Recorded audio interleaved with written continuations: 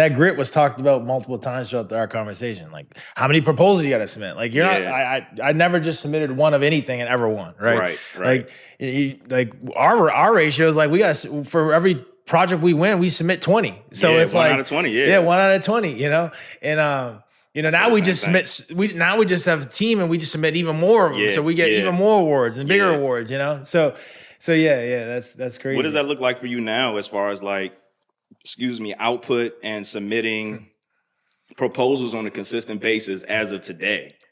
Yeah, so like last year we submitted $1.5 billion worth of proposals out there in the marketplace, and we ended up winning like was it $80 million worth of awards? Wow. And last year was a weird year too because everything with the government shutdown, like a lot of our proposals. I lost like 2 months. Like I think I won 19 contracts in 2025. Yeah. And I feel like I would have at least been in like 25 if I didn't lose those 2 months. Yeah. So a lot of the stuff we submitted just got canceled or whatever. But like, that's just that one-off year, right? But like, we got to put out a lot because we know we're not going to win them all, and the ones we think we're going to win, we never win, and the ones we don't think we're going to win, those are the ones we actually end up winning.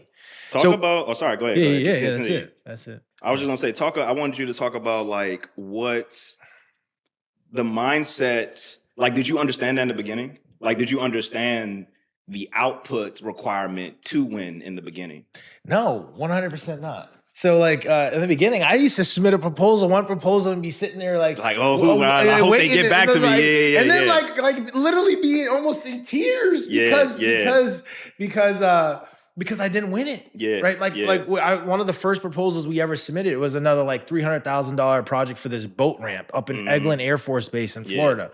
We submitted that thing. I thought I was going to win it. I should have won it. I was the low bidder by $5,000 on a $300,000. Was it by value? Yeah, but they didn't select me because they said I didn't have the past performance. They didn't say I was technically qualified. Okay. So I was basically in tears. I was like, man, this is going to be the one. And I was in trouble at the time. Like I was $500,000 in the hole. And this wasn't like student loan debt where they're like, oh, I want to defer this for like that real debt. This was like real. Like I owe Caterpillar money. Yeah, like, for sure. Like the people that dig the big the big excavators and ditches. Like they were like pressing lawsuits. I had a personal guarantee on the thing. I was like, oh my goodness. So like I was in trouble, and then like I was like, because I was in trouble though, it focused me, right? It really kept me focused. Right. Like the real estate stuff I was in, stop. I just put that on pause. Family drama, pause. Friend drama, lock in. Like I just was just like super focused, focused, right? And then I realized that like that's where I got the level of output that needed to happen. For sure.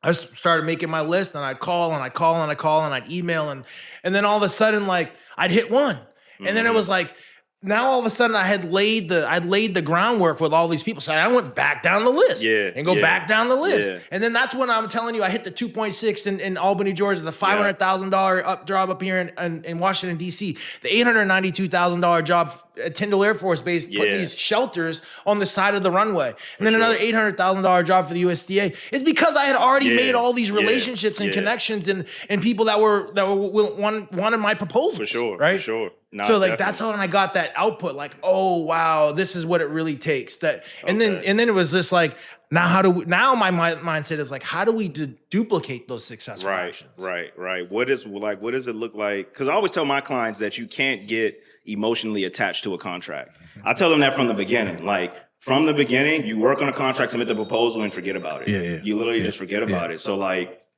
I understand you saying like, it was kind of like you were just taking action, and then you realized, was there a moment there was like, okay, it takes about 20 to win one? Or was it just like, you just woke up one day and was like, oh, this is the percentage?